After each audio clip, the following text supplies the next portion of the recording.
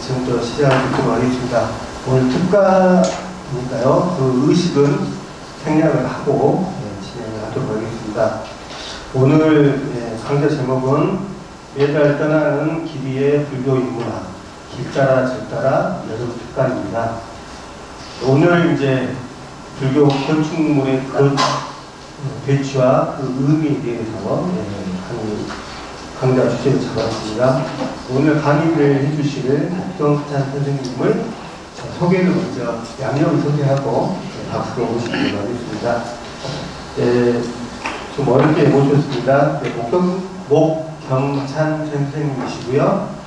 서울대학교를 졸업하시고 동국대학교 불교학과 박사과정을 수료하셨습니다.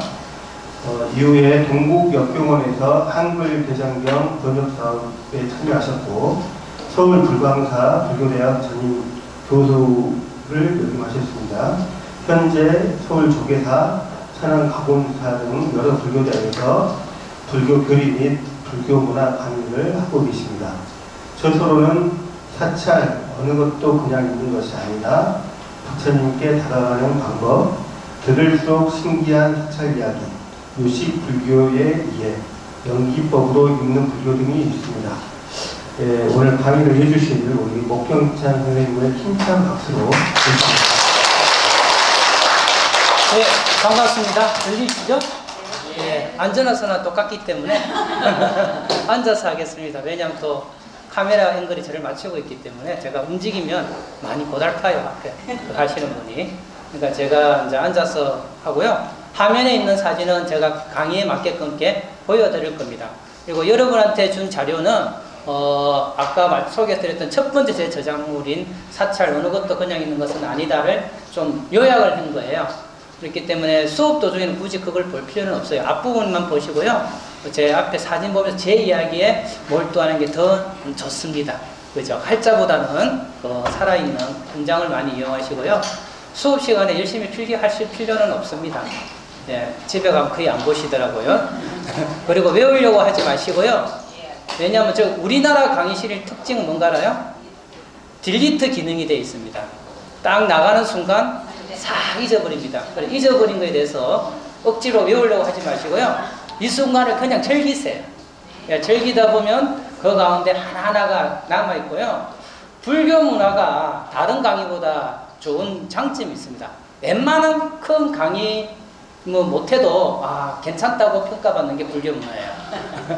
왜냐하면 여러분이 접하고 있는 거거든요. 접하고 있는 거를 던져주니까 금방 와닿아요. 거기다가 또 불교 문화는 이렇게 시청각적인 그 교재까지 이게 보여주니까 여러분들한테는 참 편할 겁니다. 그죠? 그래서 일단 첫 페이지 정도는 제가 같이 보고 갈게요. 왜냐하면은 저는 불교 문화를 소재로 해서 부처님 가르침을 공유하고자 하는 거거든요.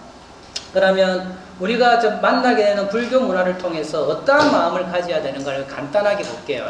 여기 보면 문화는 살아 움직이는 것입니다. 사찰은 박물관이나 민속촌이 아닙니다. 사찰은 대중들이 부처님 가르침을 실천하는 도량입니다. 그러한 도량 안에는 어느 거 하나 그냥 있는 것은 없습니다. 아무런 의미가 없어 보이는 것도 다시 보면 훌륭한 가르침을 던져줍니다. 그리고 모든 이들의 정성이 담겨 있습니다. 대웅전이 어떠한 건축 양식이라는 지식보다도 대웅전에 계신 분이 누구라는 것을 알았으면 합니다. 아니, 대웅전에 계신 분이 누구인지 모르더라도 잠시 법당에 쉬어가는 여유가 있으면 합니다. 아는 만큼 보인다고 합니다. 그러나 이 시간을 통해 아는 것 넘어 볼 수 있는 힘이 조금이나마 생겼으면 합니다. 어느 스님이 저한테 말씀하신 거예요. 그 밑에 다음 편은 절을 찾을 때 그냥 그 절을 보지 말고 그 부처님을 보지 말고 그 절을 가꾼 사람들의 마음을, 그 부처님을 모신 대중들의 마음을 살펴보세요. 그 당시 어떤 마음으로 절을 만들었고 어떤 간절함에 부처님을 모셨는지 그들의 마음을 살펴보시기 바랍니다. 보면 제가 처음에 이게 문화는 살아있는 것이라고 그랬죠. 그죠? 고정된 것이 아니고 지금도 특히 우리 사찰은 사부대중이 수행하고 신행생활을 하는 공간입니다. 가령 저는 박물관에 갔을 때 부처님 상이나 불화가 있으면요 마음이 좀 불편해요. 법당에 있으면 우리들의 예배의 대상인데 박물관에 있으면 관람의 대상이 돼버려요. 옛날에 몇 달 전에 어서와 한국은 처음이지 뭐 거기 풀어보면 네팔인가 거기서 온 친구들이 박물관에 있는 불상 보고 절을 하는 그런 모습을 봤는데요. 그래서 저는 박물관과 미술촌과 다르게 박물관이나 미술촌이 어찌 보면 죽어있는 박제화된 공간이라 그러면 사찰은 살아있는 공간이에요. 네, 그렇기 때문에 거기는 유형적인 그 문화도 있지만 무형적인 문화도 있다. 네, 그런 관점이고요. 그 다음에 제가 보면 언어가 하나 그냥 있는 것이 없다라고 그러는데 제가 이제 컴퓨터를 왔다 갔다 할 거예요. 약간 어지러울 수도 있습니다. 그래서 보면 제가 요 절에 가서 요 물건 하나 때문에 아까 말씀드렸던 제목이 정해진 겁니다. 어느 법당 기둥에 이렇게 널빤지가 하나 꽂혀 있더라고요. 저도 이렇게 그 불교 문화를 통해서 사람들하고 강의하고 답사한 지가 거의 한 20년이 넘었거든요. 제가 본격적으로 98년도부터 했었어요. 사찰 문화 가이드를. 근데 이렇게 20년이 넘었는데 아직도 제가 모르는 것이 너무 많아요.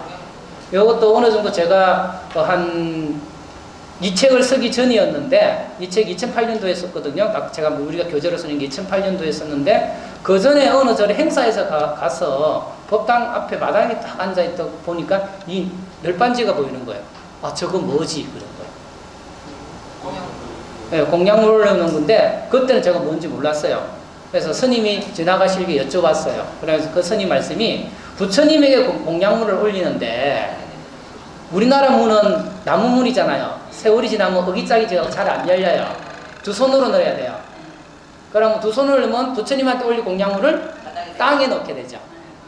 그러니까 그런 결례를 범하지 않게 이렇게 널빤지를 꽂아놨어요. 그래서 이걸 이제 뭐 공양구라고 그러고 바르기라고 그러는데 바루대라고 그러는데 실제 이런 내용들을 제가 봤어요. 근데 관심을 안 두니까 스쳐 지나간 거 이런 형태로도 있습니다. 이런 형태로 있습니다. 그리고 어떤 절에 가면 요 위에 가방을 잘 올려놓나 봐요. 그래서 스티커를 붙여놨습니다. 가방 올려놓지 마세요. 올려놨어요. 그래서 제가 그 널빤지 하나를 보고 바루대를 보고 사찰에는 어느 거 하나 다 그냥 있는 것이 아니고 나름대로 우리들한테 가르침을 던져주는 것이다. 그래서 제가 사찰 책 이름이 좀 길어요. 사찰 어느 것도 그냥 있는 것은 아니다. 이렇게 되면 방송으로 나가면 PPL이 되겠죠. 하여튼 그래서 저는 사찰에 있는 거 하나하나 다 나름대로 가르침을 주고 또 그 가르침이라는 것은 고정된 게 아니고 있다 보면 바뀐다는 거예요. 근데 그 중에 대표적인 게 이겁니다. 법당 앞에 보면 돌이 하나 있죠. 그죠? 요걸 보통 보면 우리가 베레석이라 그래요. 베레석 위에 절배자에 예절해자에 돌석자 위에 올라서 요 위에 올라서 법당에서 절을 한다. 그런데 불국사 기록에 의하면 불국사에도 여기 있거든요. 불국사 그 석당 앞에 있는데 불국사 기록에 의하면 복로대로 되어 있어요. 복로대. 항로를 올려놓는 대. 항로대예요. 그래서 어느 스님이 공부를 많이 하신 어느 스님이 베레석이 아니다 복로대다 항로대다 그렇게 말씀을 하시는데 저는 그 의견에 같이 하진 않아요. 처음 시작은 복로대에 있는지는 몰라요. 근데 시간이 지난 거예요. 시간이 지나갖고 우리 같이 아무것도 모르는 사람이 딱 이거 뭐지? 이렇게 되는 거죠. 딱 보니까 뭔가 법당을 향해 있고 절마당에 있고 그리고 그 당시에는 지금 우리 사고하고는 달라요. 우리가 법당 앞에 신도분들이 그냥 끄리낌 없이 들어갈 수 있는 것은 조선시대 이후로 봐요. 생각을 해보세요. 우리나라 절들이 대부분 법당이 작죠. 그런데 대부분 고려 때만 해도 우리나라에 있는 스님들이 몇천 명 계셨어요. 그 법당에 들어가서 어떻게 예배해요? 그래서 나름대로 어른 스님들만 들어가서 예배를 하고 우리들은 밖에서 신앙생활을 한 거예요. 스님들도 그랬는데 신도들은 어떻겠어요? 그죠? 그게 이제 조선시대 오면서 무너졌다고 봐요. 그러니까 그런 입장에서 보면 그 마당에 딱 돌 하나 있으면 어떻게 폼나 보이잖아요. 여법하게 부처님한테 여기 위에서 하면 좋겠다 하고 그 사람들 앞에서 이제 앞으로 뭐가 된 거예요? 베레석이 된 거예요.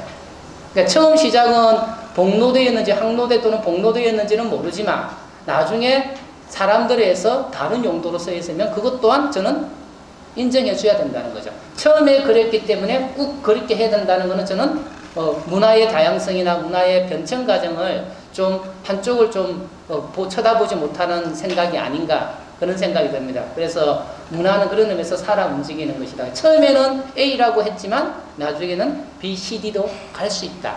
그래서 저는 문화를 좋아하고 그것이 저는 부처님의 가르침 중에 한 부분이라고 그렇게 생각을 합니다. 그 이유를 말씀을 드리면 그래서 제가 보면 거기 뭐였습니까? 또 뭔가면 대웅전이 어떠한 건축 양식이라는 지식보다도 대웅전에 계신 분이 누구라는 것을 알았으면 좋겠습니다. 아니 대웅전에 계신 분이 누구인지 모르더라도 잠시 법당에 앉아 쉬어가는 여유가 있었으면 합니다. 그죠? 저는 지금 여러분이 어떤 형태로 불교 문화에 대한 정보를 지식을 접근하는지 모르지만 제가 불교 문화를 90년대 후반부터 본격적으로 했고요. 그 전에는 이제 여러 앞서간 선배님들을 통해서 이제 그런 내용들을 배웠는데 불교 문화를 전하는 방법이 두 가지가 있습니다. 하나는 건축학적이고 미술학적인 양식. 그러니까 탑을 닦고 이거는 조선시대 양식, 뭐 삼국시대 양식, 고려시대 양식 요걸 전문적으로 하시는 분 있고 건물을 보면서 요것은 뭐 팔짝 지붕의 무슨 양식. 근데 딱 따지고 보면 우리 불자들이 그게 궁금해서 절에 갔을까? 그죠? 그래서 포인트를 우리가 진짜 절을 가깝게 하고 그 속에 우러나올 수 있는 가르침을 얻으려면 어느 쪽으로 맞춰야 되는 그런 고민들을 하기 시작했어요. 90년대 이제 초반부터 그런 분들이 많이 나왔고 그래서 그렇게 책을 쓰신 분이 제가자로는 김현준 선생님이 있었고 스님으로서는 정각 스님이 계셨습니다. 그래서 불교 문화를 그런 건축학적이나 미술사학적인 측면이 아니라 진짜 불교의 신앙 속에서 불교의 교류 속에서 어떻게 전해줄 것인가 그런 형태로 이제 불교 문화를 전하기 시작했습니다. 그 영향을 받아서 제가 오늘 여러분들한테 그렇게 이야기를 할 겁니다. 그래서 제가 썼던 말이 그 대웅전이 어떠한 건축 양식이란 것보다도 그 안에 계신 분이 누군 것이 더 중요하고 그거보다 더 중요한 게 뭐예요? 실제적으로 안에 들어가고 잠시라도 앉아 있으면 좋겠다는 거죠. 저는 불자님들도 안내하기도 하지만 일반인들도 안내를 해요. 지금은 이제 일반인들은 종단에 살 때만 이제 안내를 하고 보통 이제 우리 불자님들하고 안내를 하는데 그러면 사찰에 가서 안내할 때는 일단 그 전체 사찰 개념도를 적어놓은 안내판을 보고 설명을 해요. 왜냐하면 모든 사람들을 이끌고 가면서 하면 굉장히 시간이 많이 걸리기 때문에 안내판에서 전체적인 구도를 말해주고 그 다음에 어디서 설명하느냐 법당 안에서 설명합니다. 법당 밖에서는 설명을 잘 안 해요. 법당 밖에서는 짧게 해요. 법당 안에 설명할 때 그 순간만이라도 좀 법당에 앉아있어 봐라. 그거는 뭔가 하면은 그 법당이라는 공간은 이때까지 많은 분들이 신심을 기울이면서 기도했던 공간이거든요. 저는 그런 기운들이 남아있다고 봐요. 그래서 그런 기운과 지금 우리가 참여하는 우리 기운이 합쳐져서 좀 더 우리가 편안한 마음을 가지고 즐거운 마음을 가지고 성지순례를 할 수 있지 않을까라는 그런 생각들을 합니다. 그러니까 안 그런 이런 형태가 아닌 진짜 미술사학적이고 건축학적인 것을 배우고 오면요 나중에 우리 불자님들 그래요. 똑같은 기와지붕 같다고. 그죠? 우리 집사람도 그럽니다. 기억을 못해요. 갔던. 그래서 제가 자분히 해주고 우리 집사람 같은 워낙 많은 데를 저하고 같이 갔으니까 그게 힘든 경우가 있는데 그래서 저는 사찰에 가면 여유있게 좀 있었으면 좋겠다는 걸 말이에요. 저는 3, 4순례는 잘 안 갑니다. 2, 4순례. 똘똘한 절 하나만 집중적으로 보고 그 옆에 있는 또 괜찮은 절 2개 정도 그렇게 하고 올라옵니다. 3, 4순례는 왜 하는가 하면요. 제가 알기로는 3, 4순례는 어느 좀 구석에 있는 스님들이 수행하는데 도움을 주자가 도반 스님들이 그 대중공양의 형태로 하는 거라고 저는 들었습니다. 그러면서 그런 참여자는 공덕을 쌓고 또 거기 계신 분들은 또 나름대로 한두 분 찾아옴으로써 나름대로 또 그 수행할 수 있는 여건이 경제적인 여건이 조성되고 그렇다고 보거든요. 그러니까 수시로 가는 경우에는 3, 4순례보다는 2, 4순례를 해갖고 한 절에 2, 3시간 머물게 하는 거예요. 저는 한 절에 대부분 2, 3시간 머물게 합니다. 그러면 처음에는 사람들이 이렇게 시간 많이 주갖고 어떻게 하지 하는데 나중에 시간 부족해요. 시간이 많으면 사람들이 꼼꼼하게 보게 되고요. 그 다음에 뭐 하겠어요? 개인 기도를 해요. 네. 그러니까 그 짧은 순간이라도 뭘 느끼고 있다 보면 자기만의 보는 눈이 생깁니다. 그래서 그거하고 관계되는 게 아는 만큼 보인다라고 돼 있죠. 우리가 보면 유홍준 전 문화재 청장에서 유명해진 말이 아는 만큼 보인다예요. 근데 그게 이제 긍정적인 측면도 있지만 좀 부정적인 측면도 있어요. 유홍준 선생님이 말할 때는 긍정적인 측면에서 알면 알수록 그 내용들이 더 의미 있게 와닿는다는 측면으로 말씀을 하셨는데, 어떤 측면에서는 그게 부정적인 의미는 뭔가 하면요, 그분이 말씀해 준 것만 보고 온다는 거예요. 제가 이렇게 강의를 하면 저희 시각에서 여러분이 보게 되고 여러분들의 다양한 시각이 없어질 수가 있어요. 그래서 저는 아까 말했지만 문화는 다양한 거거든요. 그래서 저 왔다 갔다 하기 그래서 그냥 요 상태에서 설명하는데, 천안의 가곤사에 큰 청동 대굴이 있어요. 제가 강의를 하는데, 그래서 문화 강의를 하고 딱 있는데 쉬는 시간에 어느 보살님이 와서 저한테 그래요. 아, 교수님, 우리 부처님 엉덩이가 제일 멋있어요. 그래. 제가 박수 치겠잖아요. 아, 보살님. 그거는 어느 미학가도 평론가도 평할 수 없는 포인트다.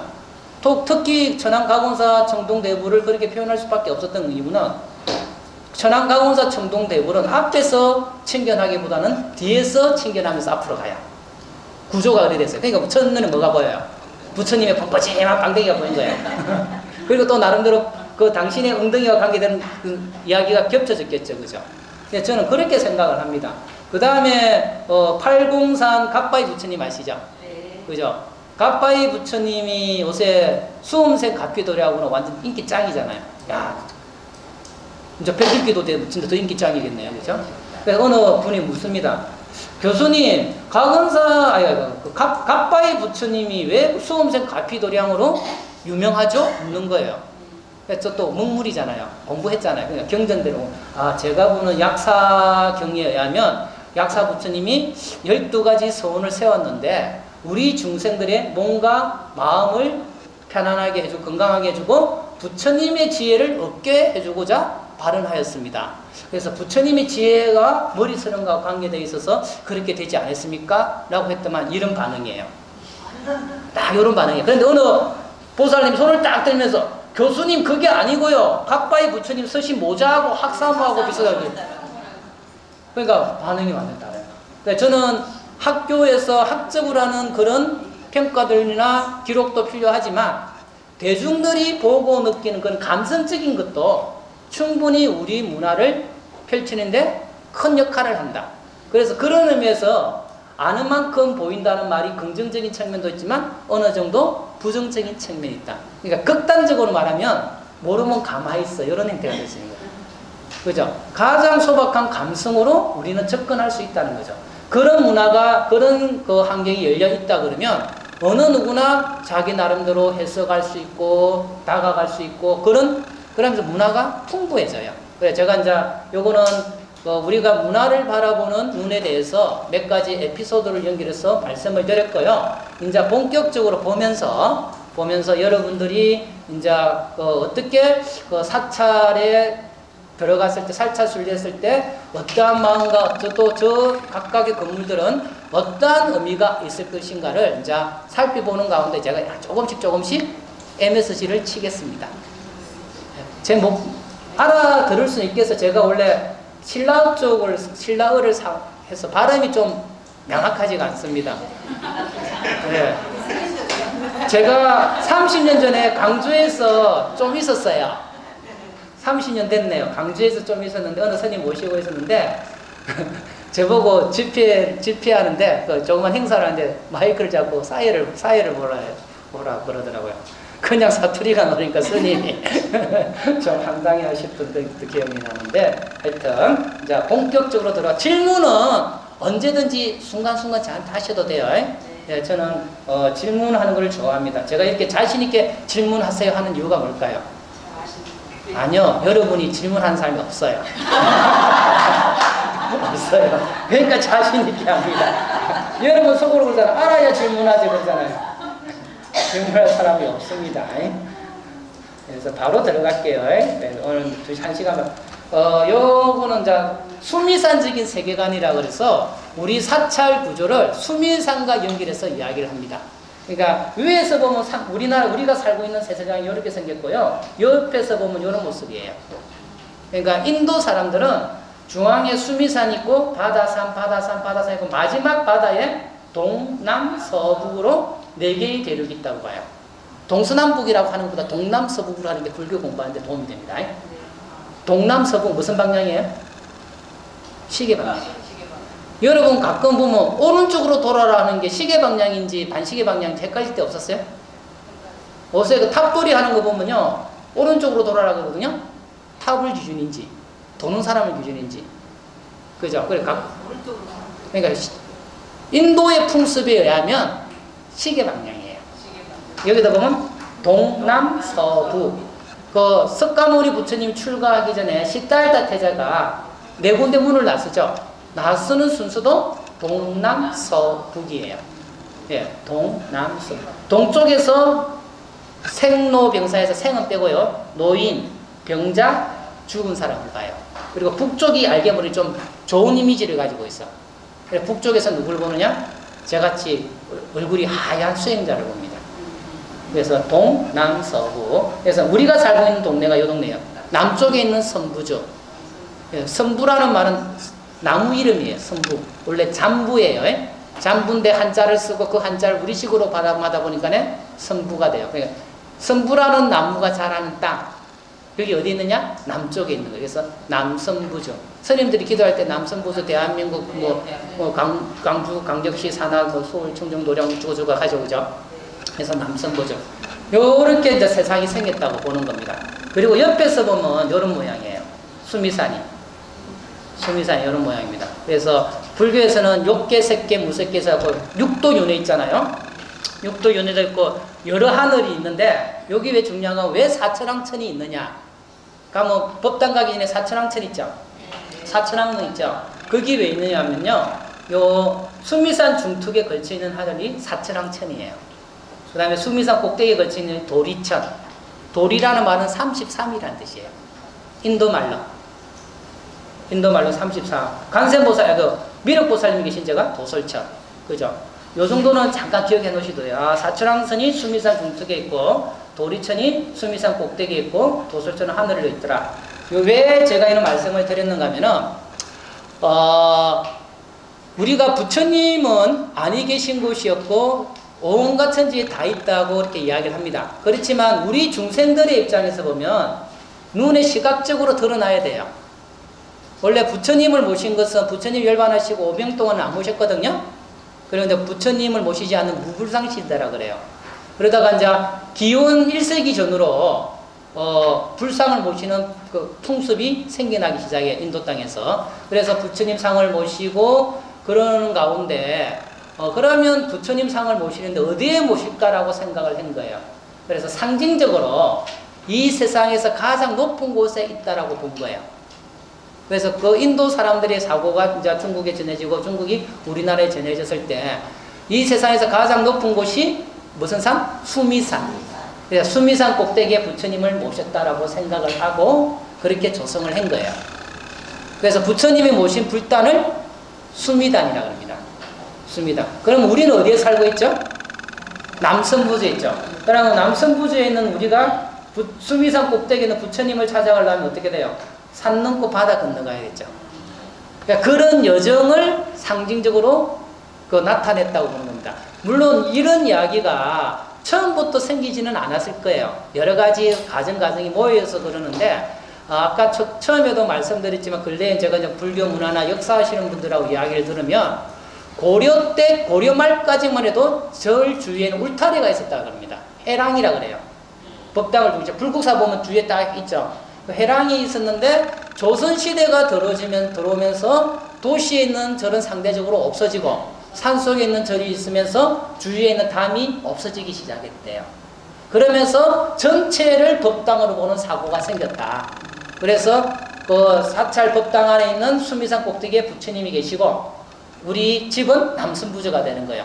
남선부주에 있는 우리가 법당 안에 계신 수미산 꼭대기에 계신 부처님을 찾아가는 여정 속에 여러 가지 가르침을 곳곳에 사찰 건물로서 조성해 놨다라고 해석을 한다는 거죠. 근데 그 부분에 대해서는 아직 제가 그 학자들이 연구한 것을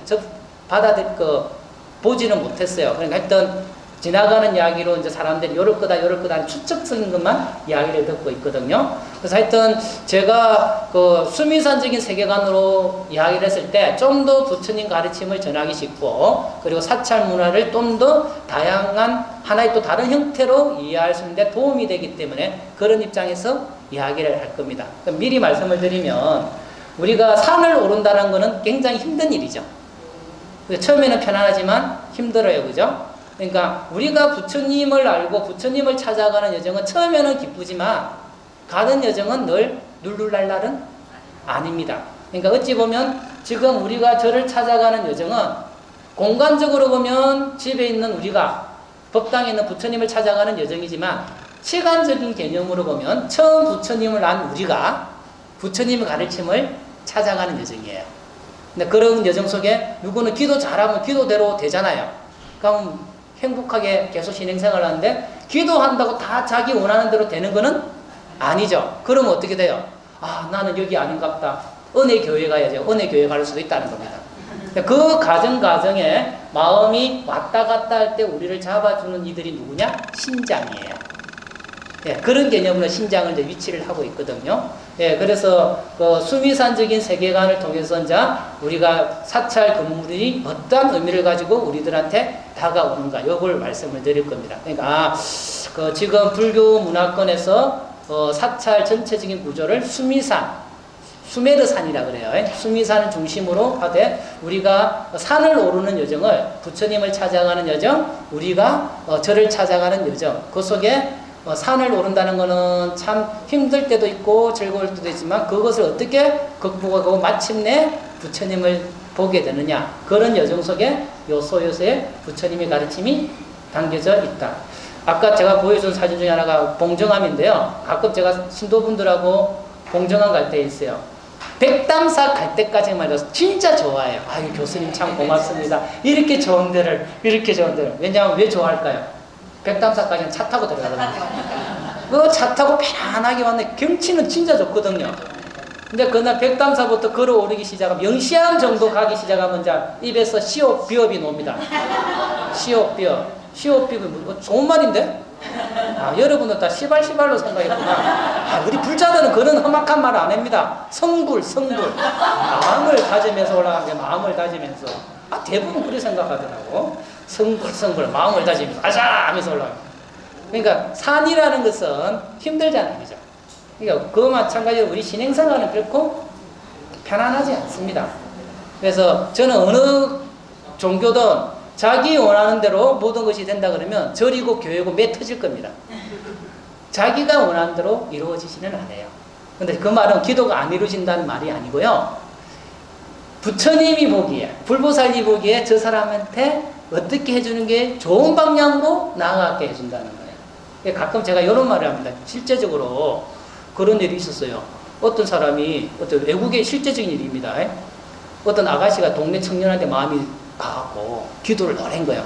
아, 제 탐하고 저하고 탐이 저한테 그 언덕이 경치 좋은 데서 프로포즈 하기를 기도했는데, 실제로 탐이 부르는 거예요.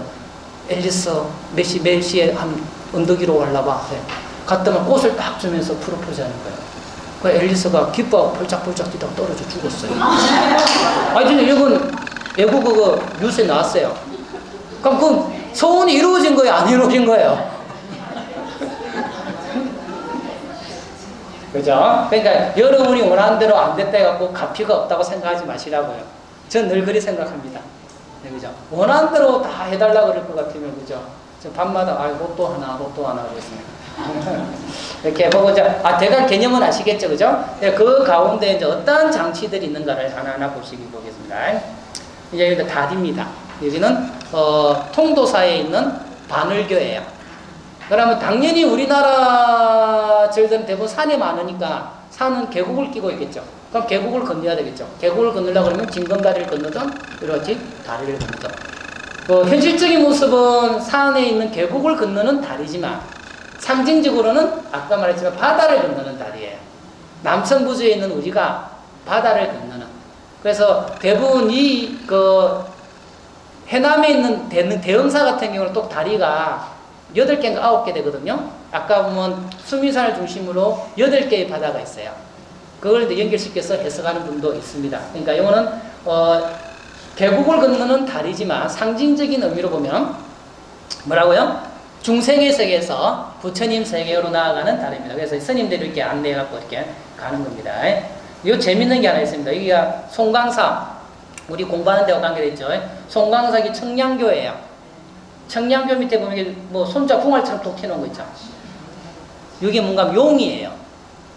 여기가 우리나라 절다리 중에 최고로 예쁜 절다리 서남사 승승교인데 이게 또 볼록 튀어나온 게 있죠. 이게 용입니다. 용. 왜 용이 왜 있는가 하면요, 이 물기를 통해서 들어오는 사악한 기운을 제압하는 신장이에요. 그러면 이제 우리가 보면 저는 불교를 통해서 뭘 생각하는가 하면요, 실제 그럴 수 있는 측면과 상징적인 측면을 동시에 생각합니다. 어제 같은 그 과학 중심적인 사고에서 용이 있다 그러면 받아들이는 사람이 거의 없죠. 물기를 통해서 사악한 기운을 오는데 제압한다. 귀신 신하라 까먹는 소리 하지 마라. 귀신 신하라 까먹는 소리 하지 마라는 부분에 음양 효과를 준 겁니다.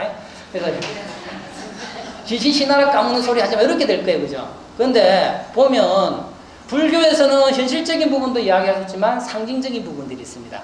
실제로 물기를 통해서 우리 눈에는 보이지 않지만 물기를 통해서 들어오는 사악한 기운이 있을 수 있고, 그 다음에 상징적으로는 뭡니까? 지금 저를 찾아가는 내 마음의 그릇된 마음, 그게 사악한 마음이에요. 사악한 기운이에요. 그러니까 이런 다리를 지나갈 때 자기 마음을 한번 돌이켜보면서 합장반배하고 이렇게 지나가는 겁니다. 참고상으로 말씀드리면 가끔 송강사 그 우하강 밑에도 보면 엽전을 물고 있는 용이 있어요. 그 엽전의 용은 뭔가 하면은 불사를 할 때 건선을 하고 돈을 모읍니다. 돈이 남을 수가 있죠. 그럼 그 남았다고 딴 데 쓰면 안 돼요. 왜냐하면 시주자는 다리를 용도로 시주를 했는데 그 시주한 돈을 딴 데 쓰면 안 돼요. 그걸 호용죄라 그럽니다. 호용죄라 그러거든요. 그러면 남은 것은 어떻게 해야 되느냐. 제일 좋은 게 딱 수익과 지출이 똑같은 게 제일 좋고, 남은 어떻게 보관해놨다가 다음에 이 보수할 때 쓰라고. 그런데 우선 이제 우리 절에 불사할 때 그 힘든 이유가 돈을 땡겨서 갖고, 은행에서 돈을 땡겨서 갖고 법당을 짓고 그러기 때문에 좀 그런 건 있고요. 저는 가끔 그런 거는 생각해요. 기아불사할 때 좀 여법하게 했으면 좋지 않을까 생각해요. 난 그 법당 기아불사한다라고 이름을 적었는데 어느 날 보니까 저 구석에 좀 있으면 마음이 좀, 근데 이런 거에 적혀 있는데, 그죠? 예, 그런 부분들이 있는데, 하여튼 알게 모르게 절에서는 그런 나름대로 가르침을 우리한테 던져주는. 그러니까 스님들도 지금도 진짜 순박한 스님들이 있어요. 실제로 어느 그 비구니 스님이 이제 어느 보살님이 비구니 스님이 학생이라 그러니까 공부하시는 분이니까 그 보시금을 드리려는데 그냥 드리기 뭐해서 뭐라는가 하면 책 사보세요 그런 거예요. 제일 좋잖아, 용도가 중요해. 이 또 순진한 비구니 스님이 이제 갈등이니까 그때부터. 왜 갈등이냐? 지금 책은 맺혀진 책보다는 대중들이 함께 쓸 전기밥통을 하나 사야 되는데 그게 더 중요한 거야. 그래서 하루 종일 고민하다가 전화를 합니다. 보살님, 아까 낮에 준 돈 딴 데 쓰면 안 돼요. 그러니까 보살님, 아이고 스님, 제가 뭐 그냥 드리기 그래서 그렇지, 그냥 스님이 알아서 쓰세요.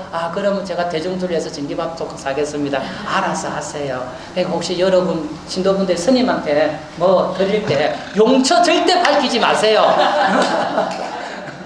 용처 밝히면 고민됩니다. 우리 순박한 스님들. 여기 이제 그 절집안에서 내려오는 시주자의 돈을 함부로 쓰지 말라는 그런 게 있습니다. 그래서 엽전이 가끔 물려있는 절이 있습니다. 이제 이렇게 말하면 여러분 갈 때마다 다리 밑에 꼭 본다? 딱 목교수가 옛날에 말한 게 있던데. 그죠? 있는 절도 있고, 없는 절도 있고, 그렇습니다. 있습니다. 그 다음에 이거는 이제 넘어가겠습니다. 그 다음 하마비. 하마비는 아시죠? 하자가 무슨 하자? 다 대부분 아래하라고 합니다. 이건 내려올다. 말에서 내려오다. 요거는 절에만 있는 게 아니고 서원 앞에도 여기 있습니다. 그래서 저는 이 하마비의 가르침이야말로 부처님의 가르침이 가장 핵심이다. 왜냐하면 말을 탈 정도면 그 지역에서 한번 좀 그 지역 유지나 그런 분들이죠, 그죠? 그대가 아무리 잘난다 하더라도 여기서부터는 똑같은 부처님 제자들이다. 그런 의미예요. 그러니까 똑같은 자기 상 내지 말고 돌아오라. 그래서 하마는 하심을 말해요. 하심을 말해요. 그래서 저는 절을 절이라고 하는 이유를 설명할 때 꼭 요 이야기하다 절을 절이라고 하는 이유를 말합니다. 절을 절이라고 하는 이유는 아시죠? 절을 많이 해서 절이에요. 이건 옛날부터 그래도 나요. 절을 많이 해서 절이다. 뭐 어문학적으로 뭐 모래의 집, 옛날에 그 신라의 불교를 처음 전한 집이 모래의 집이었고, 모래의 집이 우리나라 말로 하면 틀레고, 틀레가 뭐 두음법칙에서 절로 바뀌었다. 어문학적인 설명이고, 우리들 사찰 있는 스님들 말씀은 절을 많이 하기 때문에 절이다. 절을 많이 한다는 의미는 뭐예요? 나를 낮춘다는 거죠. 그죠? 그 다음에 또 이제 새로운 이야기가 제가 책에도 썼고, 그 이야기가 너무 좋아하고 그러는데, 김장철 이야기. 김장철에 배추에다가 소금 뿌리는 걸 뭐라 그래요? 절인다 그러죠. 그죠? 절인다. 그럼 절이게 되면 배추가 어떻게 돼요? 숨이 죽죠. 그러니까 사찰은 숨을 절이는, 죽이는 공간이다. 자기를 절이는 공간이다. 그런데 이제 보면요, 절밥이 늘면 늘수록 다 이렇게 돼요. 그래서 우리는 절 전문용어로 절도깨비라고 그러죠. 절도깨비. 선임 꼭대기에 있어요. 어찌 보면 이렇게 있어요. 그러니까 저는 부처님의 가르침의 시작은 하심이라고 봐요. 하심이 완벽하게 되신 분이 누구겠어요? 그러면 부처님이에요. 예, 저는 불교 공부의 시작은 하심이고, 하심이 완벽하게 된 것이 이제 우리가 불교를 알았다는 겁니다. 그것이 나중에 미리 말씀드리면, 우리 그 법당 들어가기 전에 누각 밑으로 들어가죠. 그죠? 누각 밑으로 들어가면 우리는 알게 모르게 속수게 되죠. 저는 전혀 해당 사항이 없거든요. 머리 조심하는 건 어떻게 하면 조심이 되는지 저는 이해가 안 돼요. 한번 조심하고 싶어. 그런데 자연스럽게 숙이게 되죠. 그게 마지막 하심이에요. 네, 마지막. 그러니까 저는 시작이, 불교 공부의 시작이 하심이라 그러면 마지막이 하심이에요. 예. 그래서 늘 자기가 뭔가 완벽하지 않다는 생각을 하는데 자꾸 돌이켜보는 연습을 하셔야 됩니다. 그래서 저는 또 공부하는 학자이기 때문에 더욱더 그런 마음을 가져야 되는데, 예, 잘 안 되고 있고요. 요거는 다 아시죠? 당간지주.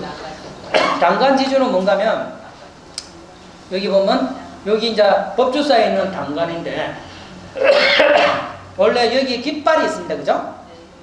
깃발이 당이고 깃대가 당간이고, 당간은 상대적으로 약하기 때문에 세월이 지나면서 없어지고 이렇게 양쪽에 당간을, 깃대를 지탱해주는 기둥만 남았고, 그래서 당간지주라고 합니다.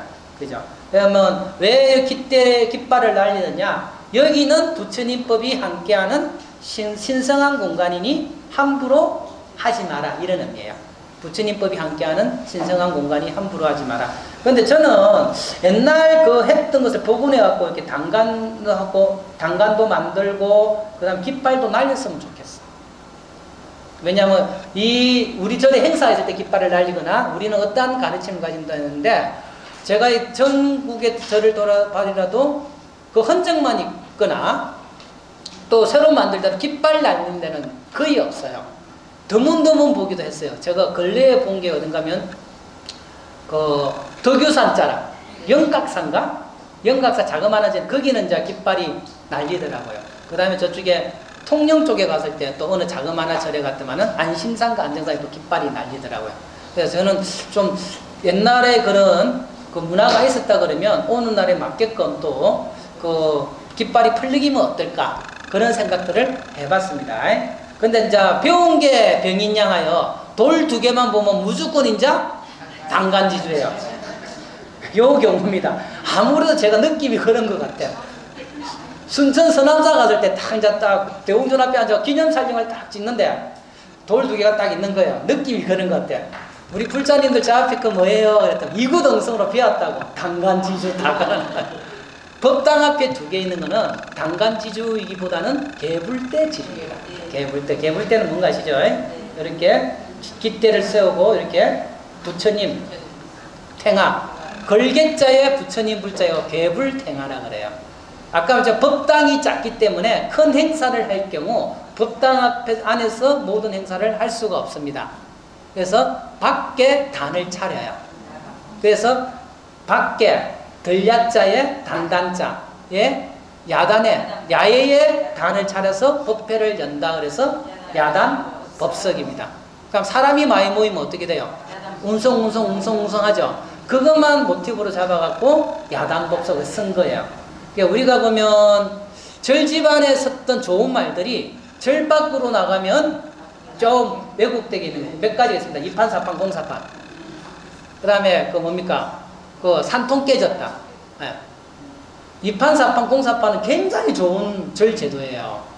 저는 개인적으로 이판과 사판 대중 스님들이 모여서 함께 일을 도모하는 게 공사예요. 어떻게 이해하니까 이판선과 사판선 보세요. 근데 이제 조선시대의 스님들은 거의 보면 이제 제가 이제 주위에 이제 불교 공부한 사람, 그 역사 공부한 사람들이 들었는데 조선 초기까지만 해도 스님들은 백성 밖으로 두었답니다. 그러니까 아예 부역의 의무도 없고, 그러니까 소위 말하는 나라 백성이 아니었대요. 근데 그게 이제 나중에 이제 임진왜란이님 하면서 성군이 되고 그러면서 나라에 스님들도 좀 우리가 국가적으로 좀 약간 이용할 수 있는 이런 생각을 했대요. 그러면서 약간 낮은 계급으로 친 거예요.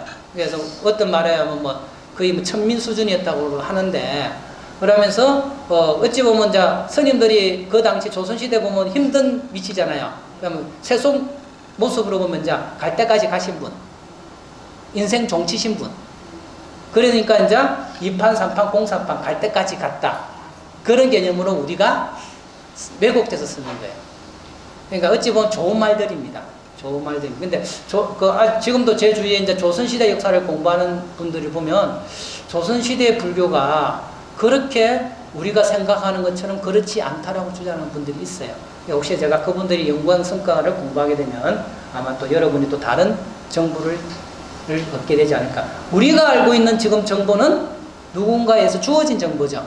100% 맞다라고 할 수가 없죠. 그래서 늘 열린 마음으로 보시면 됩니다. 그래서 이렇게 야단 목석. 그 다음에 이제 이렇게 보면 남선보주에서 출발해서 산 넘고 바다 건너 다리를 건너고 그 다음에 하마비를 통해서 자기 마음을 좀 한 번 더 생기고 당간지주를 통해서 또 부처님 법을 한 번 더 생기면서 결국 수미산 입구에 도착해요. 그럼 수미산 입구에 도착할 때 상징하는 문이 일주문입니다. 일주문은 아시다시피 기둥이 하나란 뜻이 아니고 기둥이 일직선상이 있어요. 그래서 여기 보면 여기가 쌍계사거든요. 쌍계사 옆에 이렇게 안내표가 있는데 참 재밌어서 제가 보여드립니다. 기둥이 하나가 아니잖아요. 그죠? 뭐라고 했는가? 소박하게, 순진하게 쌍계사는 기둥이 하나가 아니라서 일주문 하기엔 좀 그렇다. 그런 식으로 써놨어요. 근데 상징적인 의미인데 굳이 그럴 것까지 필요는 없는데 일주문 다시 말하지만 보통 집을 지으면 동남 서북에 기둥이 4모퉁이 하나씩 있는데 이거는 일직선상이 있잖아요. 뭘 가리키느냐? 일심, 한결같은 마음. 또 그것도 있고요. 그 다음에 법화경 가르침에 의하면 해삼기일이라는 가르침이 있습니다. 들어가는 공간이 몇 개예요? 하나, 둘, 세 개죠. 그러니까 성문성, 영각성, 보살성형이 있거든요. 그러니까 부처님의 가르침을 다양한 방법으로 이야기해줘요. 그죠? 부처님 말씀을 듣고 수행하기를 좋아하는 사람이 성문성, 부처님 말씀을 듣고 12연기를 홀로 수행해서 나아가고자 하는 분류에서 그걸 영각성, 그 다음 육바라밀을 통해서 또 부처님 보러 나아가는 부류, 보살성, 성문, 영각, 보살이라고 하거든요. 각각에 맞는 가르침을 주고 결국은 그분들이 결론적으로 받게 되는 가르침이 뭐냐? 네가 바로 부처다는 사상. 그것은 세 가지를 모아서 하나로 돌린다. 그래서 해삼기일이라고 합니다. 그 가르침이 녹아있다라고 또 스님들이 이야기를 해요. 근데 기본적으로 일심, 너와 나의 분별이나 차별상을 다 내려놓는 그 마음을 한번 되새기면서 이 마음을 들어라. 그래서 일주문을 중심으로 바깥을 속계, 일주문 한쪽을 징계. 이제 부처님 가르침으로 좀 더 나아가는 공간이 일주문입니다. 그래서 일주문에는 미리 말씀드리면 다른 문은 천왕문, 불이문 이렇게 현판이 되어 있는데 일주문에는 일주문이라는 글이 안 적혀 있어요. 무슨 상, 무슨 사. 또 간혹 조계문이라는 것은 적혀 있습니다. 조계문, 여기도 조계문. 여기 그 금정사 부산에 있는 범어사 일주문이에요. 요 건물 하나 보려고요. 독일에 있는 건축학자가 일부러 가족들을 그거 휴가 갔대요. 그러니까 외국의 건축학자는 이 건물 자체가 이해가 안 된대. 이 어마어마한 무게를 가진 지붕이 이 돌 세 개 기둥에 유지하고 있다는 게 건축학적으로 본인들은 이해가 안 된대. 그래서 이 소문을 듣고 이걸 보러 일부러 왔다는 이야기가 있습니다. 10분간 전하는 말씀을 듣고 계속하도록 하겠습니다.